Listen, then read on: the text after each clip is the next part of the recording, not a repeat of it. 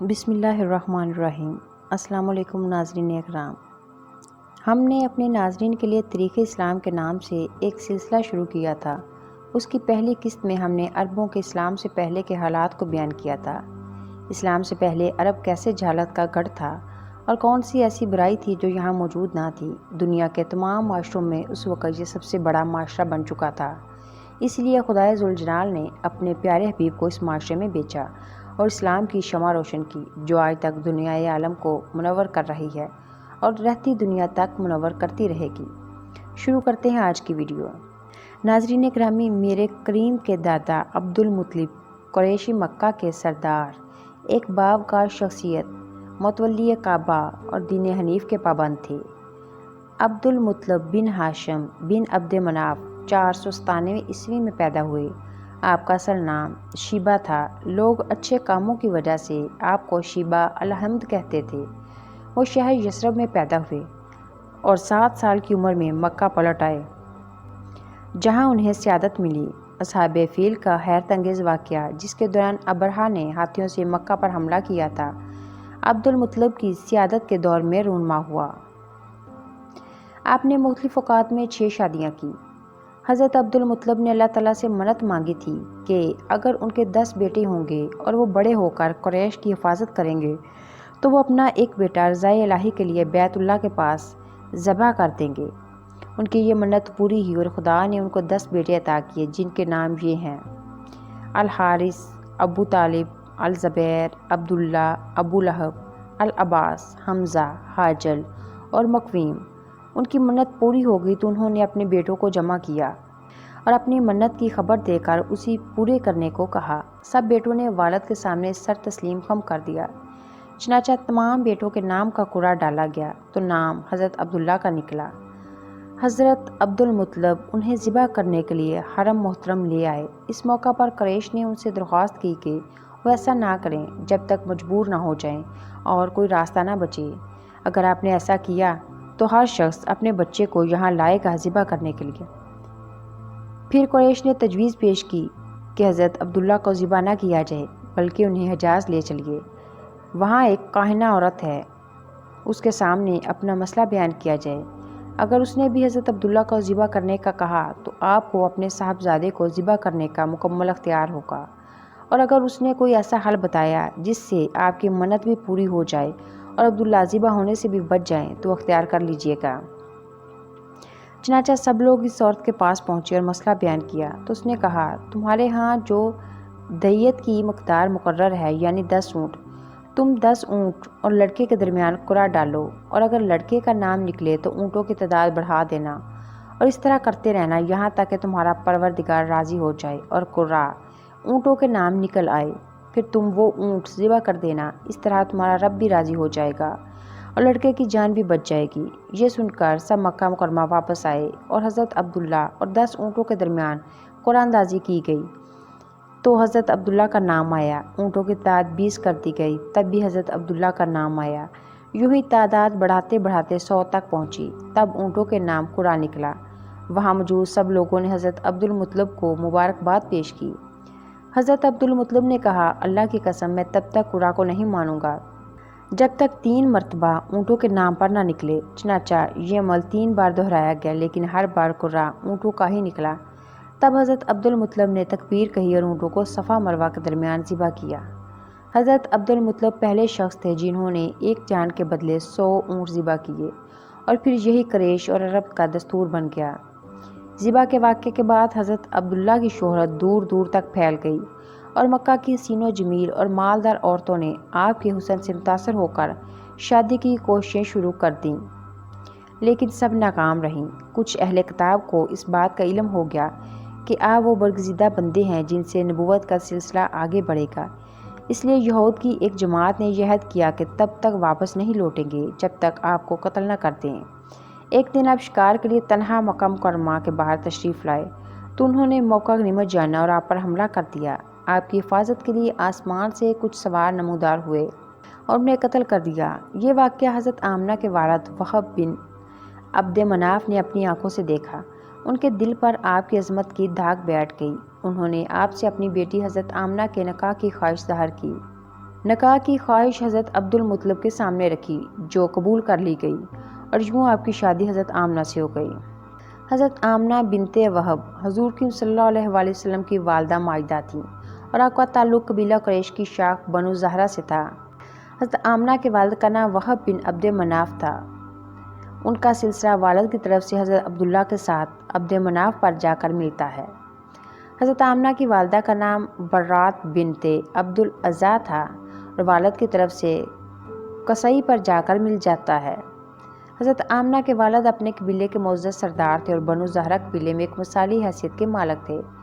آمنہ بنت وہب کے والد وہب ابن عبد مناف سگستارہ کی عبادت کیا کرتے تھے جو کہ عربوں کے عمومی مزاج اور ان کی قبائلی تاریخ کے خلاف تھا۔ اس بنیاد پر اہل عرب آپ کی مخالفت کرتے تھے اور آپ کو ابو کبشہ کہہ کر بلایا کرتے تھے کیونکہ عربی زبان میں یہ سگستارہ کبشہ کہلاتا تھا اور اسی کی نسبت سے آپ کو ابو کبشہ یعنی کبشہ ستارے کی عبادت کرنے والا کہا جاتا تھا۔ حضرت آمنہ کی کوئی سگی بہن یا سگا بھائی نہیں تھا، البتہ آپ کے والد وہب ابن عبد مناف کی دوسری زوجہ سے آپ کے دو سوتیلے بھائی عبد یاغوث اور عبید یاغوث تھے، جبکہ ایک سوتیلی بہن ضعیفہ بنت ہاشم تھی۔ اس لیے بعد میں بنو زہرہ قبیلے کے لوگ اس بات پر زور دیا کرتے تھے کہ وہ نبی کے ننیالی رشتہ دار یعنی ماموں ممانیاں ہیں اور اسی نسبت سے وہ حضرت آمنہ سے اپنی رشتہ داری کو جوڑا کرتے تھے۔ حضرت آمنہ اپنی ظاہری وضاحت میں ایک خوبصورت و باوقار خاتون تھی اور قبیلہ قریش میں بالعموم اور بنو زہرہ قبیلے میں بالخصوص ممتاز شخصیت کی مالک تھیں۔ آپ نسب کے اعتبار سے بھی ایک ممتاز شخصیت کی مالک تھیں کیونکہ آپ اپنی والدہ برہ کی طرف سے عبد العزیٰ بن عثمان کے خاندان سے تعلق رکھتی تھیں جو کہ قصی کی اولاد سے تھے، جبکہ آپ کے والد بنو زہرہ قبیلے میں سرداروں کے خاندان سے تعلق رکھتے تھے۔ حضرت آمنہ اپنے خاندانی نسب و نسبت اور ذاتی حسن و جمال کے علاوہ بھی کئی ایسی خصوصیات کی حامل تھیں جو کہ آپ کو بنو زہرہ قبیلے کی دیگر خواتین سے ممتاز کرتی تھی، جن میں بالخصوص آپ کی پاک دامنی، شرافت، ذکاوت، بردباری اور حلم شامل تھا۔ حضرت آمنہ بچپن سے ہی اپنی سہیلیوں میں مخصوص شخص کی حامل تھیں۔ مشہور کاہنہ سودا بنت زہرہ نے جب بنو زہرہ قبیلے کا دورہ کیا تو برہملہ کہہ اٹھی کہ اس قبیلے میں ایک نہایت ہی عزت اور شرف والی لڑکی موجود ہے۔ اس نے مزید کہا کہ وہ لڑکی اور اس کا ہونے والا بیٹا تمام لوگوں کو اللہ کے عذاب سے ڈرانے والے ہوں گے اور لوگوں کو راہ ہدایت کی طرف بلانے والے ہوں گے۔ اس نے بنو زہرہ قبیلے کی تمام خواتین کو ایک جگہ جمع ہونے کی درخواست کی اور یکے بعد دیگرے ہر لڑکی اور عورت کو دیکھتی اور اس کے حوالے سے پیش گوئی کرتی رہی۔ جب اس کی نظر حضرت آمنہ پر پڑی تو آپ کو دیکھ کر اس نے ایک دم کہا، یہی وہ لڑکی ہے جو لوگوں کو ڈرائے گی یا پھر اس کا بیٹا لوگوں کو اللہ سے ڈرانے والا ہوگا، اس کی عظیم شان ہوگی اور جو روشن دلیل کی طرح حق کے ساتھ جگمگائے گا۔ اس دن سے حضرت آمنہ بنو زہرہ قبیلے میں اپنے اوصاف عالیہ کی وجہ سے اور بھی زیادہ مشہور ہو گئی اور جب آپ کا نکاح حضرت عبد المطلب کے بیٹے حضرت عبداللہ سے ہوا تو اس شہرت اور شان میں مزید اضافہ ہو گیا۔ اللہ رب العزت نے جہاں ایک طرف حضرت آمنہ کو ظاہری حسن و جمال اور صفاتی کمالات سے نوازا تھا، وہاں دوسری طرف آپ کو ہر قسم کی برائی اور ناپسندیدہ چیزوں سے بھی محفوظ رکھا تھا، کیونکہ آپ کو بالآخر پوری انسانیت کے سردار اور ہادی عالم کی والدہ بننے کا شرف حاصل ہونے والا تھا۔ حضرت آمنہ ہمیشہ شرک اور بتوں وغیرہ کی پوجا سے محفوظ و معمور رہی تھی اور اپنے معاملات کے حوالے سے بھی نہایت ہی دیانتدار اور امانتدار تھیں۔ آپ اور آپ کے شوہر حضرت عبداللہ جو کہ حضور صلی اللہ علیہ وسلم کے والدین کریمین بننے کی شرف سے مشرف ہوئے، یہ دونوں ہستیاں ہی اہل فطرت میں سے تھیں جنہوں نے ہمیشہ عقیدہ توحید اپنائے رکھا اور شرک کی غلاظت سے دور رہے۔ آپ کا وہ معروف نسب جو حضرت عبد المطلب سے لے کر پیچھے حضرت ابراہیم تک جا پہنچتا ہے اور پھر ابراہیم سے لے کر آدم تک جاتا ہے، اس میں موجود تمام اشخاص کے بارے میں یہ بات نہ صرف مشہور و معروف ہے کہ وہ سارے محد عام الفیل سے 1 سال قبل یعنی 569 میں حضرت آمنہ کا نکاح حضرت عبداللہ سے ہوا۔ جناب عبداللہ جو کہ اپنی شکل و صورت، عادت و اطوار کے حساب سے قریش کے بہترین نوجوان تھے، آپ نہایت ہی وجیہ شخصیت کے مالک تھے اور اپنی عفت اور شرافت کے اعتبار سے مشہور تھے۔ مارٹن لنگس جو کہ ایک انگریز مورخ ہے، اس نے حضور صلی اللہ علیہ وسلم کی حیات پر لکھی گئی اپنی کتاب میں حضرت عبداللہ کو حضرت یوسف سے تشبیہ دی۔ عام الفیل سے 1 سال قبل ذی الحج کے مہینے میں جمعہ والے دن نبی نے اپنے والدہ ماجدہ حضرت آمنہ کے بطن اطہر میں تمکن فرمایا استقرار حمل کی یہ مدت پورے 9 ماہ رہی، لیکن اس مبارک حمل کا کمال یہ تھا کہ حضرت آمنہ کو اس پوری مدت میں نہ تو کبھی سر درد کی شکایت ہوئی اور نہ ہی کبھی آپ کا معدہ مبارک تکلیف زدہ ہوا۔ اس طرح وہ دیگر عوارضات جن سے عموماً حاملہ خواتین دوران حمل متاثر ہوتی ہیں، ان میں سے کوئی بھی عارضہ آپ کو لاحق نہیں ہوا اور نہایت ہی اطمینان و سکون کے ساتھ آپ کی مدت حمل پوری ہوئی۔ حضرت آمنہ سے نکاح فرمانے کے بعد حضرت عبداللہ قریش کے قافلے کے ساتھ تجارتی غرض سے شام کی طرف روانہ ہوئے۔ یہ وہ وقت تھا کہ جب حضرت آمنہ رسول اللہ صلی اللہ علیہ وآلہ وسلم کے نور پاک کی سعادت سے بہرہ مند ہو چکی تھیں۔ حضرت عبداللہ چند ماہ تک غزہ اور اس کے گرد و نواح کے علاقے میں تجارتی اغراض سے مصروف رہے، اور سفر سے واپسی میں جب آپ نے یثرب کے علاقے میں اپنے ننیالی رشتہ داروں میں قیام فرمایا تو اس دوران آپ شدید علالت کا شکار ہو گئے۔ آپ نے بنی عدی ابن النجار قبیلہ میں کچھ دن قیام فرمایا تاکہ کسی طرح مکہ تک سفر کرنے کے قابل ہو سکیں، لیکن اللہ کی منشا کے مطابق آپ مزید سفر کرنے سے قاصر رہے اور 25 سال کی عمر میں ہی اس دار فانی سے پردہ فرما گئے۔ حضرت عبداللہ کے افصال پر ملال کی یہ خبر جب حضرت آمنہ تک پہنچی تو آپ شدید صدمے سے دوچار ہو گئیں، کیونکہ آپ اپنی شادی کے فقط چند ماہ بعد ہی نہایت کم عمری میں بیوہ ہو گئیں۔ عام الفیل میں 12 ربیع الاول کو پیر والے دن طلوع فجر سے چند لمحات قبل رسول اللہ صلی اللہ علیہ وآلہ وسلم کی ولادت باسعادت ہوئی۔ عیسوی تقویم کے مطابق یہ تاریخ 20 یا 22 اپریل سن 571 بنتی ہے، لیکن بعض مورخین نے اس کو 570 کے اگست کے مہینے کی کوئی تاریخ قرار دیا۔ یہ تو وہ معجزات ہیں نبی کریم صلی اللہ علیہ وسلم کی آمد پر رونما ہوئے۔ اس سے پہلے بھی آپ کی اس دنیا میں آمد اور مقام و مرتبے کے بارے میں الہامی کتابوں میں بھی بہت سی پیشن گوئیاں موجود تھیں۔ عطار بن یسار رحمۃ اللہ علیہ فرماتے ہیں، میں نے عبداللہ بن عمرو بن عاص رضی اللہ تعالیٰ عنہ سے کہا کہ نبی کریم صلی اللہ علیہ وآلہ وسلم کی صفتیں تورات میں کیا ہیں؟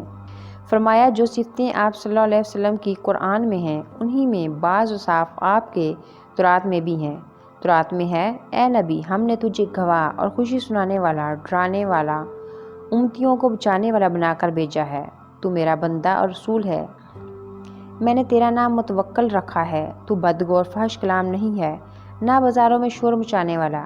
وہ برائی کے بدلے برائی نہیں کرتا بلکہ درگزر کرتا ہے اور معاف فرماتا ہے۔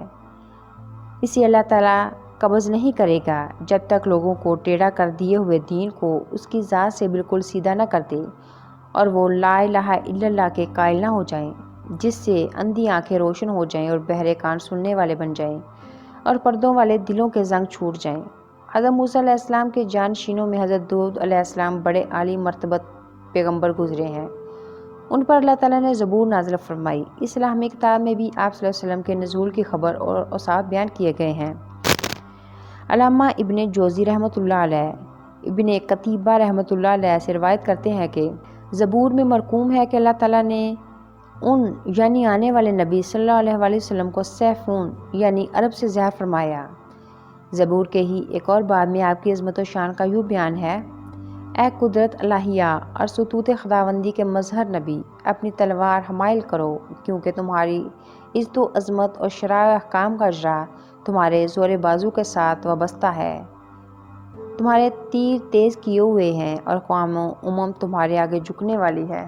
انجیل یوحنا میں نبی کریم صلی اللہ علیہ وسلم کی شان و عظمت اور صفات بیان کی گئی ہیں۔ ان کی وضاحت کچھ اس طرح ہے کہ مجھے تم سے اور بھی بہت سی باتیں کہنا ہے، مگر اب تم ان کو برداشت نہیں کر سکتے۔ جب وہ روح حق آئے گا تو تم کو سچائی کی راہ دکھائے گا۔ جب نبی کریم صلی اللہ علیہ وسلم کا نور حضرت آمنہ کے بطن مبارک سے اس دنیا میں طلوع ہوا تو یہ خبر حضرت عبد المطلب کو بھجوائی گئی، جو اس وقت خانہ کعبہ میں موجود تھے۔ جب آپ کو یہ خبر ملی تو آپ انتہائی خوشی کے عالم میں اپنے پوتے کو دیکھنے کے لیے روانہ ہوئے۔ حضرت آمنہ نے حضرت عبد المطلب کو ان تمام غیر معمولی احوال سے آگاہ فرمایا جن کا تجربہ و مشاہدہ آپ نے دوران حمل اور ولادت کے وقت فرمایا تھا۔ آپ نے حضرت عبد المطلب کو اس بات سے بھی آگاہ کیا کہ آپ کو اس پیدا ہونے والے بچے کا خاص نام رکھنے کی طرف رہنمائی کی گئی ہے۔ حضرت عبد المطلب نے آپ صلی اللہ علیہ وسلم کو گود میں لیا اور خانہ کعبہ میں تشریف لے گئے اور اللہ کی بارگاہ میں اس عظیم تحفے پر شکر بجا لانے لگے۔ حضرت آمنہ نے ابتدائی 7 ایام تک آپ کی رضاعت فرمائی، پھر عرب کے رواج کے مطابق اپنے لخت جگر کو بہتر ماحول اور آب و ہوا کے لیے دیہی علاقے کی طرف بھیج دیا، جس کی سعادت حضرت حلیمہ سعدیہ بنت عبداللہ بن ابی حارث کے حصے میں آئی، جو کہ بنو سعد قبیلے کی انتہائی پاک باز خاتون تھی اور ذات کے حوالے سے خدمات سر انجام دیتی تھی۔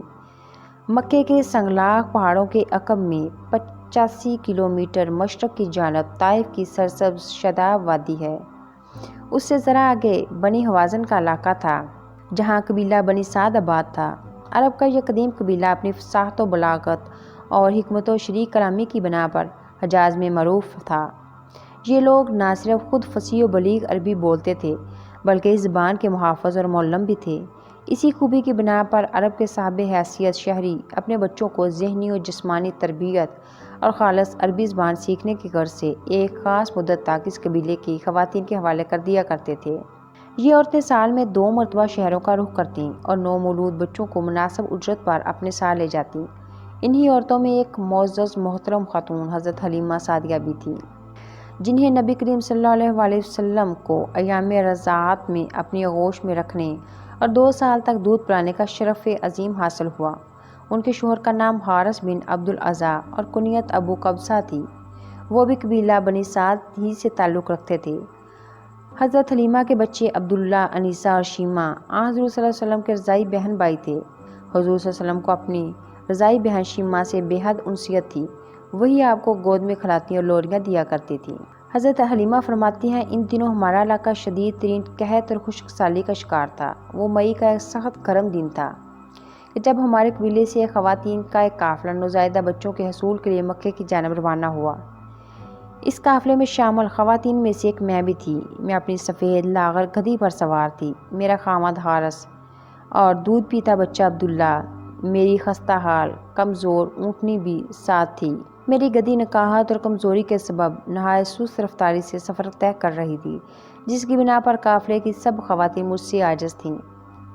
چنانچہ وہ سب مجھ سے پہلے مکہ پہنچ گئیں۔ انہیں سب سے پہلے حرم کعبہ کے متولی اور مکے کے سردار عبد المطلب کے گھر لے جایا گیا، لیکن انہوں نے جب بچے کے یتیم ہونے کا سنا تو خاطر خواہ انعام و کرام نہ ملنے کے پیش نظر بچہ لینے سے انکار کر دیا۔ یہاں تک کہ جب میری سواری مکہ پہنچی تو ہمارے قبیلے کی تمام خواتین بچے حاصل کر چکی تھیں۔ میں نے اپنے شوہر سے کہا، اللہ کی قسم مجھے خالی ہاتھ جانا ذرا اچھا نہیں لگتا، اور پھر اپنے شوہر کے مشورے پر اس یتیم بچے کو صرف اس بنا پر لے لیا کہ قبیلے کے لوگ خالی ہاتھ آنے کا طعنہ نہ دیں۔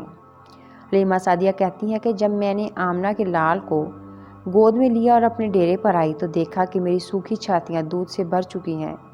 میرا بچہ بھوک سے ہر وقت روتا رہتا تھا۔ آج پہلی مرتبہ اس نے اور حضرت صلی اللہ علیہ وسلم نے بھی شکم سیر ہو کر دودھ پیا۔ اس کے باوجود دودھ کم نہ ہوا۔ شوہر کی نظر اونٹنی پر پڑی تو اس کے سوکھے تھن دودھ سے لبریز تھے۔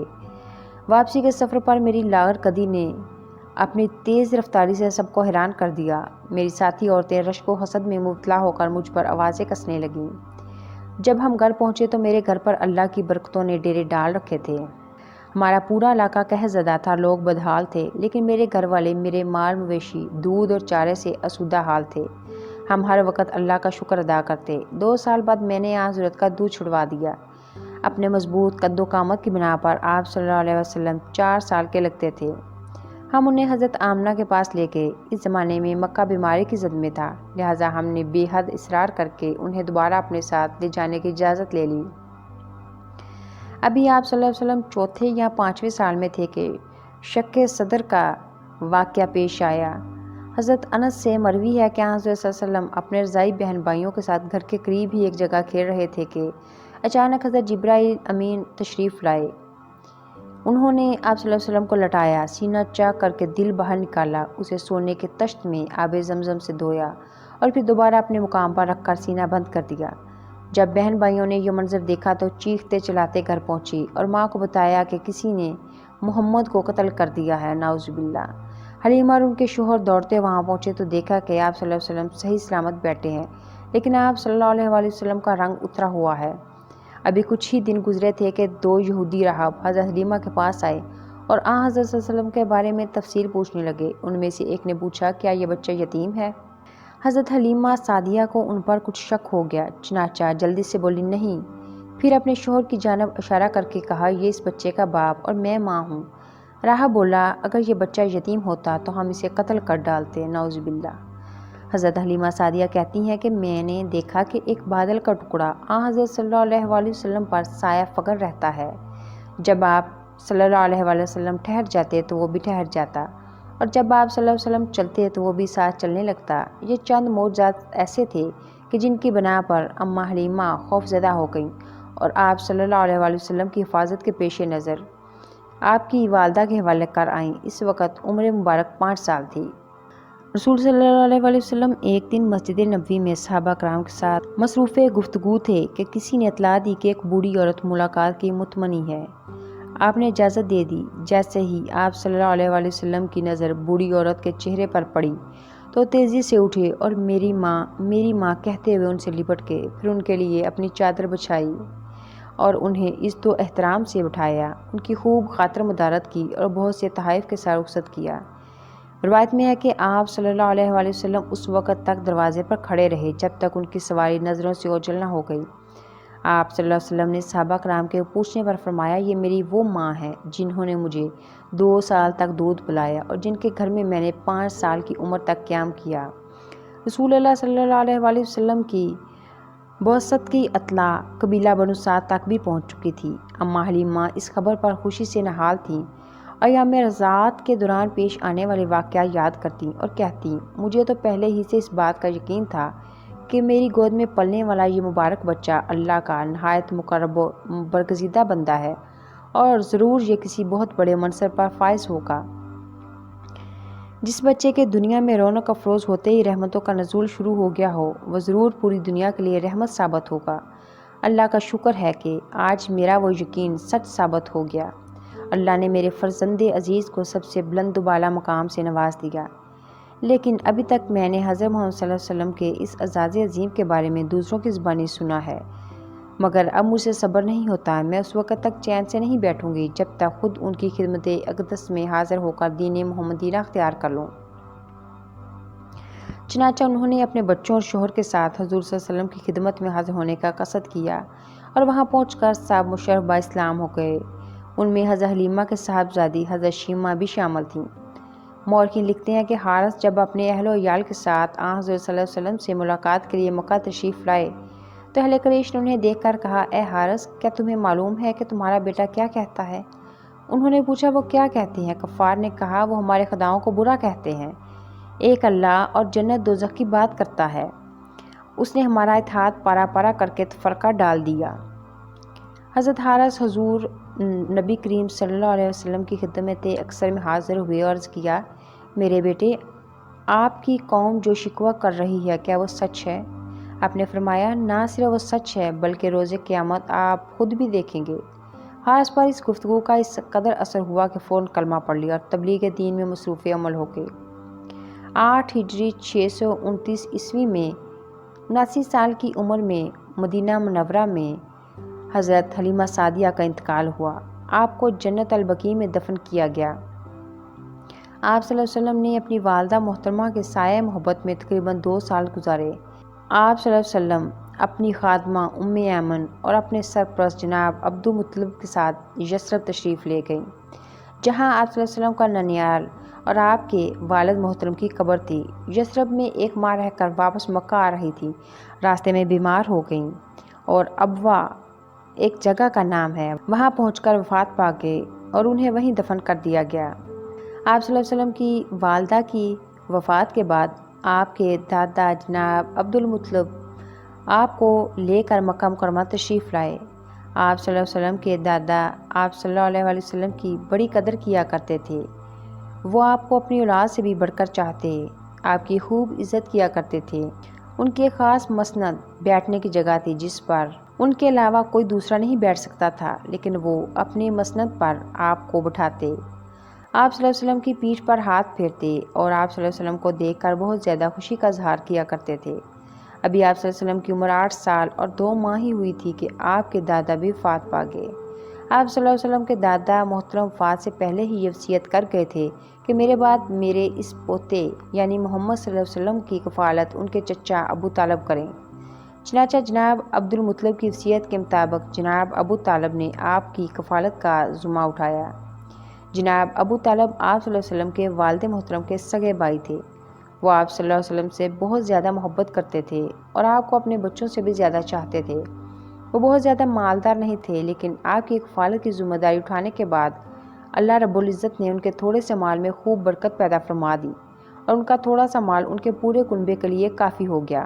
آپ صلی اللہ علیہ وسلم اپنے چچا ابو طالب کی کفالت میں جب 12 سال کی عمر کو پہنچے تو جناب ابو طالب نے تجارت کے لیے ملک شام جانے کا ارادہ کیا اور اس سفر میں آپ کو بھی اپنے ساتھ لے لیا۔ بصرہ شہر کے قریب ایک بحیرہ راہب پادری رہتا تھا جس کا نام جرجس تھا اور لقب بحیرہ تھا۔ وہ اپنے گرجا سے باہر نکل آیا اور اس قافلے کی میزبانی کی۔ اس راہب نے آپ صلی اللہ علیہ وآلہ وسلم کے سر پر بادل کو سایہ کرتے ہوئے دیکھا اور آپ صلی اللہ علیہ وسلم کے چچا اور قافلے والوں کو بتایا کہ یہ دونوں جہانوں کے سردار ہیں اور اللہ انہیں رحمت عالم بنا کر بھیجیں گے۔ جناب ابو طالب نے ان سے پوچھا کہ یہ آپ کو کیسے معلوم ہوا؟ اس نے جواب دیا، جب تم لوگ اس طرف آ رہے تھے تو کوئی بھی درخت یا پتھر ایسا نہیں تھا جو انہیں سجدہ کرنے کے لیے نہ جھکا ہو، اور یہ چیزیں نبی کے علاوہ کسی کو سجدہ نہیں کرتی، اور میں نے انہیں مہر نبوت سے بھی پہچان لیا تھا۔ ان کا ذکر ہماری آسمانی کتابوں میں بھی موجود ہے۔ قافلے کی میزبانی کے بعد اس نے جناب ابو طالب سے کہا کہ وہ انہیں شام نہ لے کر جائیں، وہاں انہیں یہودیوں سے سخت خطرہ ہے۔ چنانچہ حضرت ابو طالب نے آپ کو اپنے چند غلاموں کے ساتھ مکہ مکرمہ واپس بھیج دیا۔ زمانہ جاہلیت کی لڑائی جو 15 عام الفیل میں قریش اور بنی قیس کے درمیان میں ہوئی، یہ جنگ ان دنوں میں ہوئی جن میں لڑنا منع ہے، اس لیے اسے حرب فجار کہتے ہیں۔ یہ لڑائی ماہ محرم میں ہوئی۔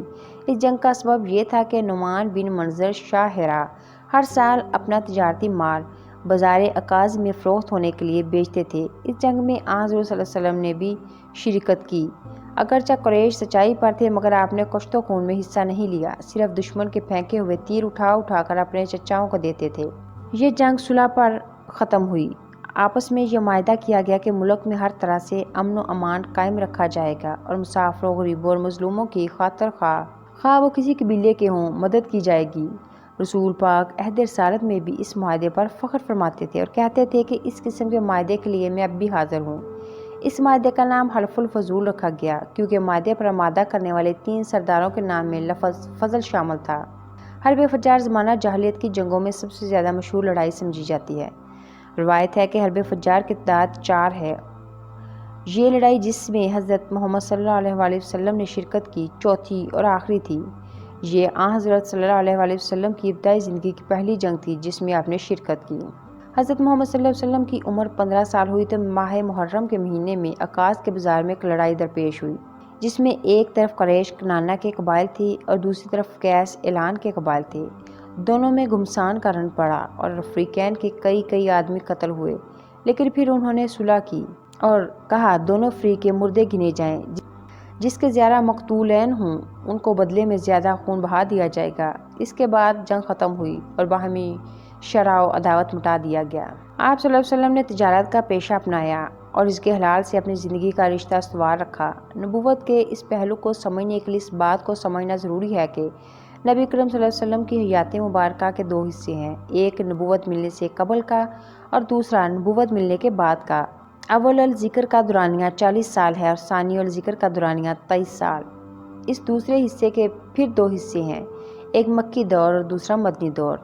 نبی اکرم صلی اللہ علیہ وسلم نبوت سے پہلے والا دور مالی اور معاشی اعتبار سے بہت زیادہ خوشحال دور نہیں تھا، لیکن اس کے برعکس یہ کہنا بھی درست نہیں کہ بہت ہی زیادہ مفلوق الحال زندگی بسر کر رہے تھے۔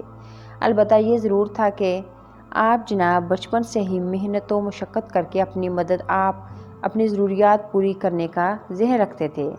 والد کی طرف ملنے والی میراث میں منقول ہے کہ 5 اونٹ، چند بکریاں اور ایک باندی ملی جس کا نام ام ایمن تھا۔ اس باندی کو بھی جناب رسول صلی اللہ علیہ وسلم نے حضرت خدیجہ سے شادی کے وقت یعنی 25 سال کی عمر میں ذات کر دیا تھا۔ اس کے علاوہ مزید کوئی چیز میراث میں نہ ملی تھی۔ میراث میں ملنے والی یہ اشیاء اس قابل نہ تھی کہ آپ کی کفالت کے لیے کافی ہو جاتی۔ یہی وجہ تھی کہ دیہاتی علاقوں سے آ کر جو عورتیں بچوں کو پرورش اور تربیت کے لیے لے جایا کرتی تھیں، آپ علیہ الصلوۃ والسلام کی طرف ان میں سے کسی کا بھی رجحان آپ کی طرف نہیں ہوا، کیونکہ یہ تو یتیم اور غریب بچہ ہے، اس کی پرورش کرنے پر ہمیں اس کی والدہ کی طرف سے کچھ خاص معاوضہ نہ مل سکے گا۔ اور حضرت حلیمہ سعدیہ نے جو آپ علیہ السلام کا انتخاب کیا تھا وہ بھی ابتدائی نہیں کیا تھا، بلکہ جب ان کے لیے کوئی اور بچہ نہیں بچا تھا تو پھر ان کو خیال آیا چلو خالی ہاتھ واپس جانے کے بجائے اس یتیم بچے کو ہی لے جانا چاہیے۔ مال تو نہیں لیکن اللہ تو راضی ہوگا۔ ان ابتدائی 2 سالوں میں آپ کی کفالت آپ کے دادا عبدالمطلب کرتے رہے۔ 2 سال کے بعد آپ کے دادا بھی دنیا سے رخصت ہو گئے۔ دادا کے انتقال کے بعد آپ کے چچا ابو طالب نے آپ کی کفالت اپنے ذمے لے لی۔ ابو طالب آپ کے حقیقی چچا تھے جو بہت ہی ذوق و شوق اور محبت سے آپ کی پرورش کرتے رہے اور آپ کی ضروریات پوری کرنے کی اپنی مقدور برسا کرتے رہے۔ چنانچہ آپ کے چچا جب تجارت کی غرض سے دوسرے شہروں میں جاتے تو اپنے بھتیجے کو بھی ہمراہ لے جاتے۔ بکریاں چرانا مکہ مکرمہ میں حصول معاش کے لیے عام طور پر غلہ بانی اور تجارت عام تھی۔ چنانچہ آپ نے اپنی حیات مبارکہ کی ابتدا میں ہی اپنی معاش کے بارے میں از خود فکر کی۔ ابتداً اہل مکہ کی بکریاں اجرت پر چراتے تھے، بعد میں تجارت کا پیشہ بھی اختیار کیا، اور یہ کوئی عیب کی بات نہیں تھی بلکہ یہ تو آپ کی عظمت اور تواضع تھی اور ایک کھلی دلیل تھی، اس لیے کہ بکریاں چرانے والا شخص جفاکش، تحمل، بردبار اور نرم دل ہوتا ہے، اس لیے کہ بکریاں چرانا معمولی کام نہیں بلکہ بہت ہی زیادہ ہوشیاری اور بیدار مغزی والا کام ہے۔ اس لیے کہ بکریاں بہت کمزور مخلوق ہوتی ہیں، تیزی اور پھرتی میں ان کا کوئی ثانی نہیں ہوتا، انہیں قابو میں رکھنے کے لیے بھی خوب پھرتی کی ضرورت ہوتی ہے۔ دوسری بات یہ ہے کہ اس جانور پر قابو سے باہر ہونے کی صورت میں غصہ اتارنا بھی ممکن نہیں ہوتا، یعنی غصے کی وجہ سے مار بھی نہیں سکتے، کیونکہ بوجہ ان کے چھوٹا، دبلا پتلا اور کمزور ہونے کے ان کی ہڈیاں وغیرہ ٹوٹنے کا اندیشہ ہوتا ہے۔ اس بنا پر بکریاں چرانے والے میں خوب تحمل وغیرہ پیدا ہو جاتا ہے۔ یہی وجہ ہے کہ تمام انبیاء اکرام علیہ السلام نے بکریاں چرائی ہیں۔ اسی کی طرف اشارہ کرتے ہوئے نبی اکرم صلی اللہ علیہ وآلہ وسلم نے ارشاد فرمایا، اللہ نے جو بھی نبی بھیجا اس نے بکریاں ضرور چرائیں۔ صحابہ نے پوچھا کہ یا رسول اللہ، کیا آپ نے بھی؟ آپ نے جواب دیا کہ ہاں، میں بھی مکہ والوں کی بکریاں قراریت پر چراتا تھا۔ قراریت سے کیا مراد ہے؟ اس میں اختلاف ہے۔ بعض کا قول یہ ہے کہ یہ درہم یا دینار کے ایک ٹکڑے کا نام ہے۔ اس صورت میں مطلب یہ بنے گا کہ کچھ قراریت کے عوض بکریاں چرائیں، اور بعض کا قول ہے کہ یہ مکہ مکرمہ کے ایک محلہ جیاد کا نام ہے۔ اس صورت میں مطلب یہ ہوگا کہ مقام قراریت میں بکریاں چرائیں۔ اسی طرح ایک بار نبی کریم صلی اللہ علیہ وآلہ وسلم صحابہ کرام کے ساتھ جنگل تشریف لے گئے۔ صحابہ کرام بیریاں توڑ توڑ کر کھانے لگے تو آپ نے ارشاد فرمایا، جو خوب سیاہ ہوں وہ کھاؤ، وہ زیادہ مزے کی ہوتی ہیں۔ یہ میرا اس زمانے کا تجربہ ہے جب میں بچپن میں یہاں بکریاں چرایا کرتا تھا۔ نبی کریم صلی اللہ علیہ وآلہ وسلم نے شام کی طرف 2 سفر کیے۔ پہلا اپنے چچا کے ہمراہ، لیکن اس سفر میں آپ بطور تاجر شریک نہ تھے بلکہ محض تجارتی تجربات حاصل کرنے کے لیے آپ کے چچا نے آپ کو ساتھ لیا تھا۔ اسی سفر میں بحیرہ راہب والا مشہور قصہ پیش آیا، جس کے کہنے پر آپ کے چچا نے آپ کو حفاظت کی خاطر مکہ واپس بھیج دیا۔ ملک شام کی طرف دوسرا سفر آپ نے بطور تاجر حضرت خدیجہ کا سامان لے کر اجرت پر کیا۔ قصہ کچھ اس طرح پیش آیا کہ جب آپ 25 برس کے ہو گئے تو آپ کے چچا ابو طالب نے کہا کہ اے بھتیجے، میں ایسا شخص ہوں کہ میرے پاس مال نہیں ہے، زمانے کی سختیاں ہم پر بڑھتی جا رہی ہیں، تمہاری قوم کا شام کی طرف سفر کرنے کا وقت قریب ہے۔ خدیجہ بنت خویلد اپنا تجارتی سامان دوسروں کو دے کر بھیجا کرتی ہے، تم بھی اجرت پر اس کا سامان لے جاؤ، اس سے تمہیں معقول معاوضہ مل جائے گا۔ یہ گفتگو حضرت خدیجہ کو معلوم ہوئی تو انہوں نے خود آپ کو پیغام بھیج کے بلوایا کہ جتنا معاوضہ اوروں کو دیتی ہوں آپ کو اس سے دگنا دوں گی۔ اس پر ابو طالب نے آپ کو کہا کہ یہ وہ رزق ہے جو اللہ نے تمہاری جانب کھینچ کے بھیجا ہے۔ اس کے بعد آپ صلی اللہ علیہ وآلہ وسلم قافلے کے ساتھ شام کی طرف روانہ ہوئے۔ آپ کے ہمراہ حضرت خدیجہ کا غلام میسرہ بھی تھا۔ جب قافلہ شام کے شہر بصرہ میں پہنچا تو وہاں نستورہ راہب نے آپ میں نبوت کی علامات پہچان کر آپ کے نبی آخر ہونے کی پیشن گوئی کی۔ دوسرا اہم واقعہ یہ پیش آیا کہ جب آپ نے تجارتی سامان فروخت کر لیا تو ایک شخص سے کچھ بات چیت بڑھ گئی۔ اس نے کہا کہ لات اور عزا کے قسم اٹھاؤ، تو حضرت صلی اللہ علیہ وآلہ وسلم نے فرمایا، میں نے کبھی ان دونوں کی قسم نہیں کھائی، میں تو ان کے پاس سے گزرتے ہوئے ان سے منہ موڑ لیا کرتا تھا۔ اس شخص نے یہ بات سن کر کہا، حق بات تو وہی ہے جو تم نے کہی۔ پھر اس شخص نے میسرہ سے مخاطب ہو کر کہا، خدا کی قسم، یہ تو وہی نبی ہے جس کی صفات ہمارے علماء کتابوں میں لکھی ہوئی پاتے ہیں۔ تیسرا واقعہ یہ پیش آیا کہ میسرہ نے دیکھا کہ جب تیز گرمی ہوتی تو 2 فرشتے نبی کرم صلی اللہ علیہ وآلہ وسلم پر سایہ کر رہے ہوتے تھے۔ یہ سب کچھ دیکھ کر میسرہ تو آپ سے بہت ہی زیادہ متاثر تھا۔ واپسی میں ظہر کے وقت جب واپس پہنچے تو حضرت خدیجہ نے اپنے بالا خانے میں بیٹھے بیٹھے دیکھا کہ نبی کریم صلی اللہ علیہ وسلم اونٹ پر بیٹھے اس طرح تشریف لا رہے تھے کہ 2 فرشتوں نے آپ پر سایہ کیا ہوا تھا۔ حضرت خدیجہ اور ان کے ساتھ بیٹھی ہوئی عورتوں نے یہ منظر دیکھ کر بہت تعجب کیا، اور پھر جب میسرہ کی زبانی سفر کے عجائب، نفع کثیر اور نستورہ راہب اور اس جھگڑے کرنے والے شخص کی باتیں سنی تو بہت زیادہ متاثر ہوئیں۔ حضرت خدیجہ بہت زیادہ دور اندیش، مستقل مزاج، شریف، باعزت اور بہت مالدار عورت تھیں۔ انہوں نے آپ کو نکاح کا پیغام بھیج کر نکاح کر لیا۔ اس وقت نبی کریم صلی اللہ علیہ وسلم کی عمر مبارک 25 سال اور حضرت خدیجہ کی عمر 40 سال تھی۔ نبی کریم صلی اللہ علیہ وسلم نے حضرت خدیجہ کی وجہ سے کئی تجارتی اسفار کیے، ان میں 2 سفر یمن کی طرف بھی کیے۔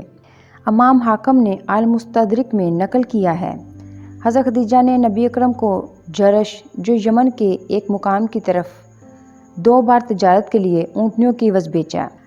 نبوت سے قبل آپ کے بحرین کی طرف سفر کرنے کا بھی اشارہ ملتا ہے، وہ اس طرح کہ جس طرح عرب کے دور دراز علاقوں کے وفود آپ کے پاس حاضر ہوتے رہے، انہی میں بحرین سے وفد عبد القیس بھی آیا، تو آپ نے وفد سے بحرین کے ایک ایک مقام کا نام لے کر وہاں کے احوال دریافت کیے۔ تو لوگوں نے پوچھا کہ اے اللہ کے رسول، آپ تو ہمارے ملک کے حالات ہم سے بھی زیادہ جانتے ہیں۔ تو آپ نے فرمایا کہ میں تمہارا ملک خوب گھوما ہوں۔ اپنی عمر کے 25ویں سال تک آپ صلی اللہ علیہ وسلم تجارتی اسفار میں اپنے اخلاق کریمانہ، حسن معاملہ، راست بازی، صدق و دیانت کی وجہ سے اس قدر مشہور ہو چکے تھے کہ خلق خدا آپ کو صادق اور امین کے لقب سے پکارنے لگی۔ لوگ کھلے اعتماد کے ساتھ بے دھڑک آپ کے پاس اپنی امانتیں رکھواتے تھے۔ انہی خصائل کی وجہ سے حضرت خدیجہ کی رغبت آپ کی طرف ہوئی تھی اور پیغام نکاح بھی بھیج دیا تھا۔ تجارتی معاملات کی کامیابی کے لیے معاملات کی صفائی اور لڑائی جھگڑے سے پرہیز اہم ترین کردار ادا کرتا ہے، اور یہ خصوصیات آپ میں بدرجہ عدم موجود تھیں۔ چنانچہ حضرت قبش فرماتے ہیں کہ زمانہ جاہلیت میں حضرت محمد صلی اللہ علیہ وسلم میرے شریک تھے، اور آپ شرکا میں سے بہترین شریک تھے، نہ لڑائی کرتے نہ جھگڑا کرتے۔ آپ لین دین کے معاملات کے وقت نہ شور شرابہ کرتے اور بیجا بحث و تکرار سے بھی پرہیز کرتے۔ وعدے کی پاسداری تجار کی بہت بڑی خوبی شمار ہوتی ہے، اور یہ خصوصیت آپ کے اندر بدرجہ عدم موجود تھی۔ حضرت عبداللہ بن ابی حماسہ سے روایت ہے کہ نبوت سے قبل میں نے آپ صلی اللہ علیہ وسلم سے لین دین کا معاملہ کیا۔ خریدی گئی شے کی کچھ قیمت میرے ذمے باقی رہ گئی۔ میں نے وعدہ کیا کہ اسی جگہ واپس آ کر آپ کو باقی رقم ادا کرتا ہوں، اور پھر میں بھول گیا، اور 3 دن بعد مجھے یاد آیا تو میں واپس اس جگہ آیا تو دیکھا کہ آپ اسی جگہ تشریف فرما ہیں۔ آپ نے فرمایا، اے نوجوان، تم نے مجھے بہت اذیت پہنچائی، میں 3 دن سے اسی جگہ تمہارا منتظر ہوں۔ نبی آخر الزمان صلی اللہ علیہ وسلم اور حضرت خدیجہ رضی اللہ تعالیٰ عنہا کے نکاح کی تقریب حضرت خدیجہ کے گھر میں منعقد ہوئی۔ آپ اپنے چچا ابو طالب اور چند دوسرے رشتہ داروں مثلاً حضرت حمزہ اور دوسرے عزیز و اقارب کے ساتھ شریک ہوئے۔ یہ سب لوگ آپ کے ساتھ وقت مقررہ پر ان کے گھر تشریف لے گئے، اور وہاں حضرت خدیجہ کے رشتہ دار موجود تھے، جن میں عمرو بن اسد اور ورقہ بن نوفل قابل ذکر ہیں۔ آپ صلی اللہ علیہ وسلم کے چچا ابو طالب نے نکاح کا خطبہ پڑھا اور آپ کے کچھ اوصاف حمیدہ اور فضل و کمال کا ذکر کیا، اور قریش کی روایت کے مطابق نکاح منعقد ہوا۔ اور بعض تاریخی روایات سے یہ بھی پتہ چلتا ہے کہ حضرت خدیجہ کی طرف سے ورقہ بن نوفل نے جوابی کلمات کہے۔ شادی کے وقت نبی کریم صلی اللہ علیہ وسلم کی عمر 25 سال اور حضرت خدیجہ کی عمر 40 سال تھی۔ ناظرین اکرام، یہاں تک ہم نے طریق اسلام کی اس قسط میں حضور کریم صلی اللہ علیہ وسلم کی زندگی کے 25 سال تک کے حالات و واقعات بیان کیے۔